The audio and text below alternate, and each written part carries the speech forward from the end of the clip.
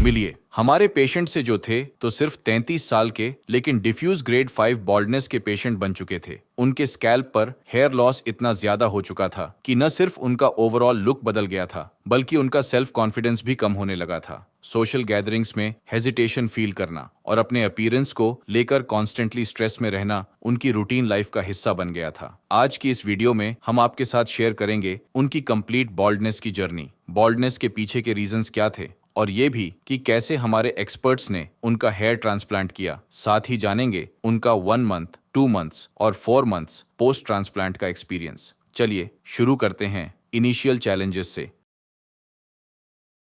मेरा नाम तरुण रौथाड़ है और मैं अभी यहाँ पर हूँ हरिद्वार में क्यूएसटी क्लिनिक में, और जहाँ मेरा अभी हेयर ट्रांसप्लांट का ट्रीटमेंट चलेगा। मुझे जो ये बालों की प्रॉब्लम है ये लगभग 2015-16 से हुई। जब मैं कॉलेज में था तो उस टाइम एकदम पता तो चलता है नहीं, जब धीरे धीरे बाल कम होते गए तो जब देखा मैंने कि लोगों ने भी बोला कि बाल कम हो रहे, तो जब नजर पड़ी तो खाली खाली होता गया माथा कि किस वजह से हो रहा है, क्या हो रहा है।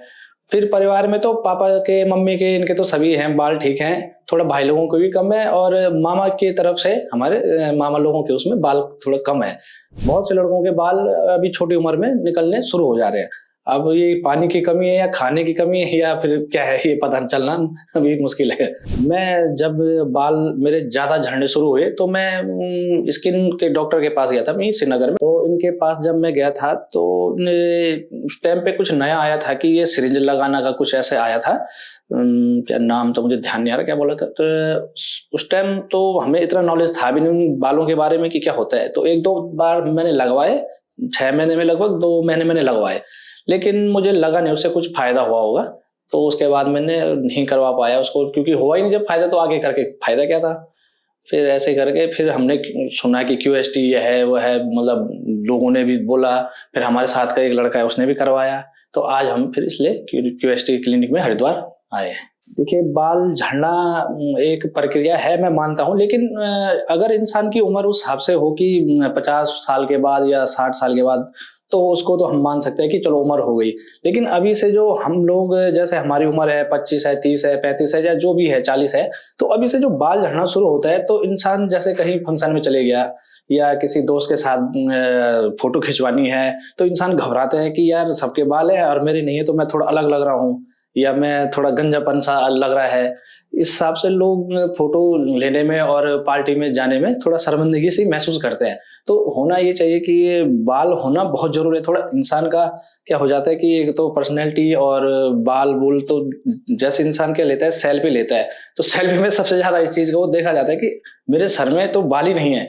अगर पीछे से ले रहा है, साइड से ले रहा है, तो इंसान का ये होता है कि चलो इधर से तो है, पर लेकिन जैसे आदमी लेता है या खुद ही के फोन से या किसी के भी, तो फ्रंट फोटो जो होती है तो उसमें आदमी थोड़ा लगता है कि अजीब सा कि गंजापन है, या आदमी को ऐसा लगता है कि झिझकता है कि फोटो नहीं खिंचवानी थी, मैं फंक्शन में नहीं जा पाऊँ। कोट पैंट पहन के आदमी टोपी पहनेगा तो वो भी नहीं लगता है ठीक, फिर 24 घंटे टोपी नहीं पहन सकता है। तो बालों का होना बहुत जरूरी है।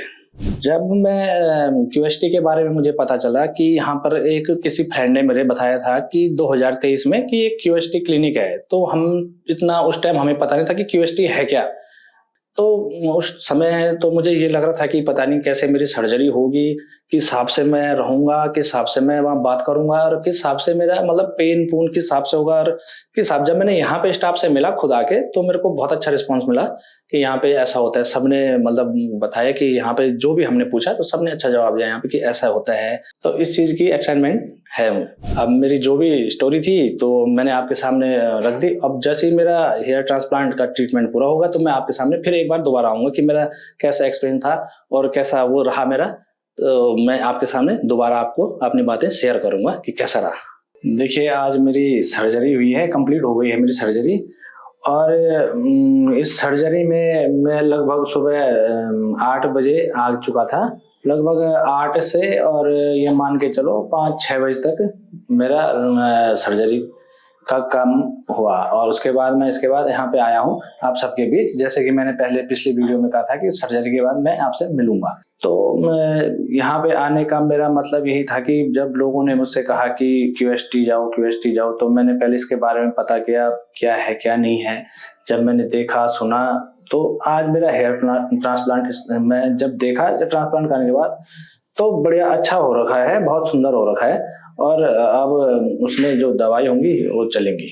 जो मैंने अपनी सर्जरी के लिए जो डिसीजन लिया था तो QST क्लिनिक के लिए, तो मैंने वो सही डिसीजन लिया था कि QST क्लिनिक का। जब मैंने अपना नया लुक को देखा तो मैं काफ़ी एक्साइटेड हुआ और काफ़ी खुश हुआ कि मेरे बाल फिर से आ गए, और मेरे बहुत प्रसन्नता हुई मुझे इस चीज़ से। अब जब मैं अगली बार यहाँ पे आऊँगा अपनी PRP के लिए, तो मैं फिर से आपके सामने दोबारा आऊँगा और दोबारा आपको बताऊंगा कि मेरे बालों में कितना ग्रोथ हुआ, क्या हुआ।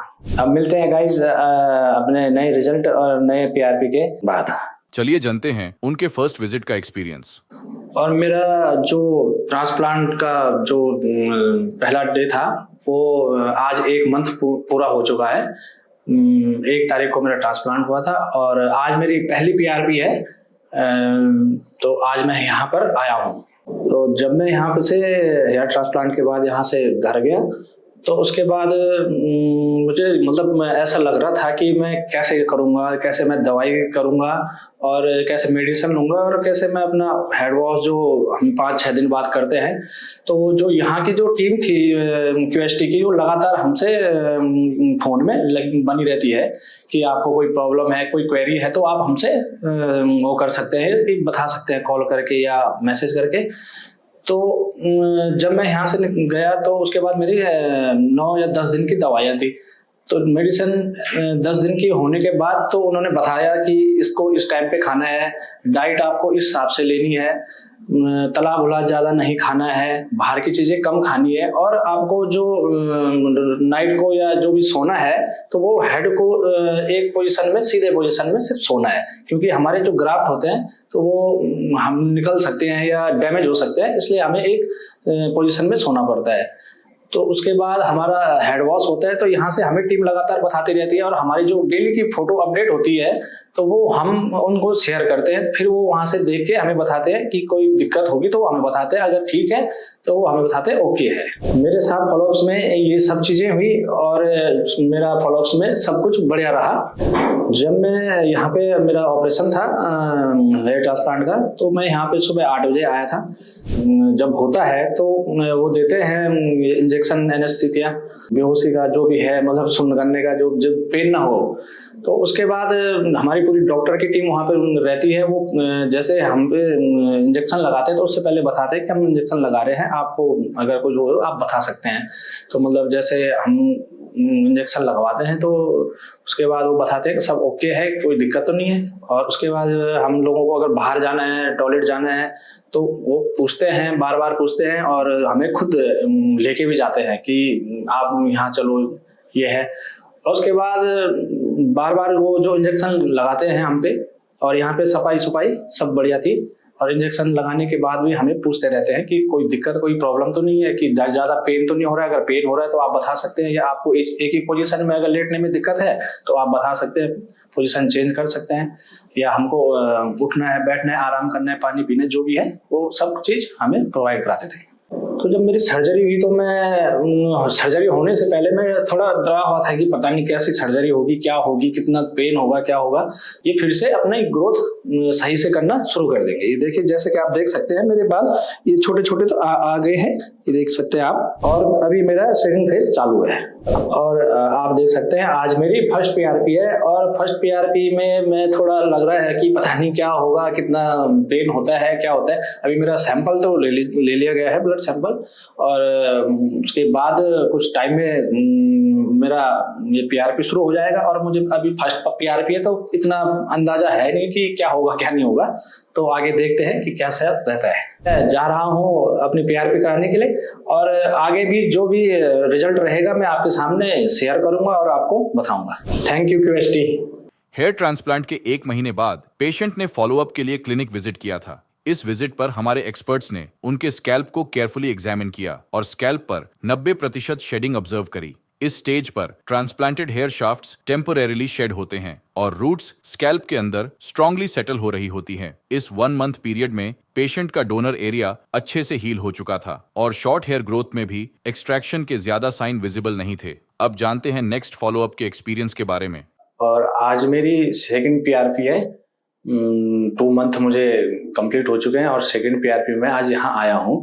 और इससे पहले मैं आपसे पहले मिला था 1 महीने पहले 4 अप्रैल को, तो उस टाइम मेरी फर्स्ट पीआरपी थी और आज मेरी सेकंड पीआरपी है और जिसके लिए मैं आया हूँ आज क्यूएसटी क्लिनिक हरिद्वार।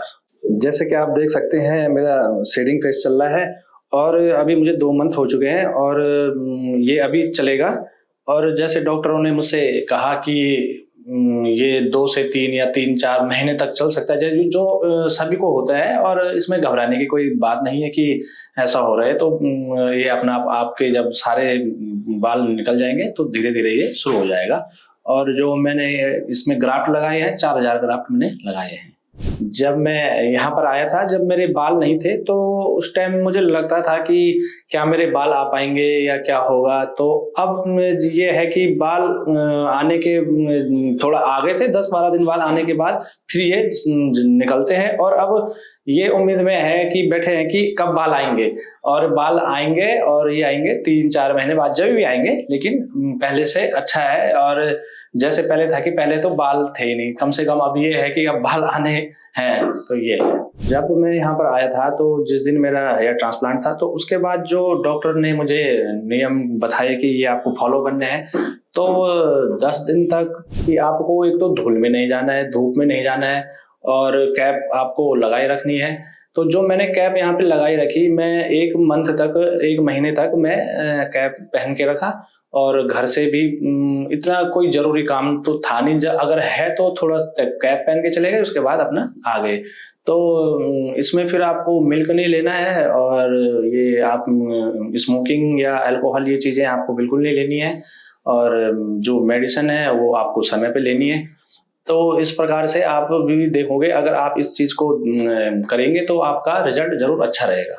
और आज मेरी सेकेंड पीआरपी है और पीआरपी तो मैंने करवा दी है। और पीआरपी से पहले मैं जब, आज तो सेकेंड है, पहले फर्स्ट वाले में तो मैं ये देख रहा था कि कितना पेन होता है, क्या होता है। तो पेन, थोड़ा बहुत पेन तो होता है, लेकिन वो आपको बार बार पूछते हैं, जो आपको वहाँ पे डॉक्टर रहता है कि अगर आपको पेन हो रहा है तो आप हमें बता दें। तो ऐसा कुछ नहीं है। तो पीआरपी कराना इसलिए आवश्यक है आपको कि बालों की ग्रोथ अच्छी रहेगी उसमें और आपके बाल मजबूत होंगे, इसलिए आपको पीआरपी करानी बहुत जरूरी है। और ये मैंने आपके सामने अपना 2 महीने का रिजल्ट बताया कि मेरे हेयर शेडिंग चल रही है। और इसके बाद मैं आपसे मिलूंगा दोबारा, हो सकता है कि उस टाइम तक मेरे हेयर आ जाएं और तब मैं आपके सामने आपको अपने को रखूंगा कि देखिए किस प्रकार से मैंने क्या क्या किया, और आगे आपको मिलूंगा। हेयर ट्रांसप्लांट के 2 महीने कंप्लीट होने पर पेशेंट ने अपना नेक्स्ट फॉलोअप विजिट किया। इस स्टेज पर शेडिंग फेज लगभग कंप्लीट हो चुका था और ट्रांसप्लांटेड रूट्स स्कैल्प के अंदर फर्मली सेट हो चुके थे। नेटिव फॉलिकल्स अपने नेचुरल पेस पर ग्रो कर रहे थे। इस विजिट पर पेशेंट ने अपनी दूसरी पीआरपी थेरेपी भी ली थी, जो स्कैल्प को न्यूरिश करती है और फॉलिकल्स को आवश्यक न्यूट्रिएंट्स प्रदान करती है। अब जानते हैं नेक्स्ट फॉलोअप के एक्सपीरियंस के बारे में। और आज मेरी जो हेयर ट्रांसप्लांट है, तो आज मुझे 4 महीने हो चुके हैं और मैं यहाँ पे अपनी थर्ड पीआरपी के लिए आया हूँ। और धीरे धीरे जब इनका आना शुरू हुआ तो मुझे ये लगा कि हाँ, कि ठीक है, धीरे धीरे ये आ रहे हैं। और जो आप देख सकते हैं कि जो बीच में गैप गैप दिख रहा होगा कि कहीं कहीं पे गैप होगा, तो ये मेरे 1-1.5-2 महीने, ज्यादा 3 महीने ये भी आ जाएंगे और फिर मैं आपके सामने इनको लेके आऊंगा।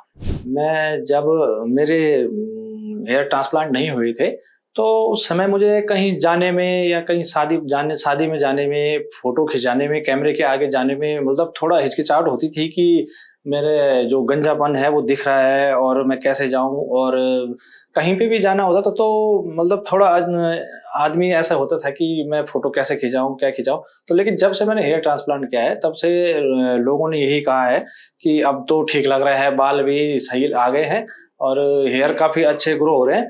और मतलब लग नहीं रहा है कि आपने ट्रांसप्लांट कराया है, लग रहा है कि ओरिजिनल हिसाब से मतलब जैसे कि आपके बाल पहले से थे।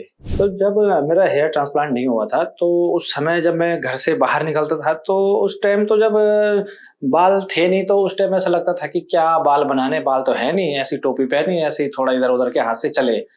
और अब जब मैंने ट्रांसप्लांट करने के बाद जब मेरे बाल आने शुरू हुए, हेयर आने शुरू हुए, तो उसके बाद थोड़ा अपने आप को शीशे में देखना और थोड़ा देखना बाल कितने आए, कितने झड़े, कितने क्या हुए। तो अब थोड़ा टाइम लगता है आने-जाने में। तो जब मैं यहाँ पर आया था हेयर ट्रांसप्लांट के लिए क्यूएसटी में, तो उस समय जो मेरे हेयर की जो कंडीशन थी वो यहाँ ये लगभग ये जो एरिया आप देख रहे होंगे, तो ये पूरा खाली-खाली सा था। थोड़ा ये खाली था, ये दोनों जगह और बीच-बीच में यहाँ पे।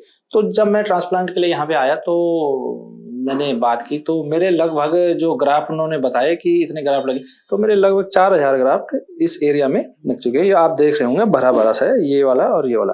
और जैसे आप देख सकते हैं मेरा डोनर एरिया, ये देखिए, ये पूरा उस टाइम उस डोनर एरिया से जो हेयर लिए गए थे, तो अब ये आ चुके हैं, ये आप देख सकते हैं।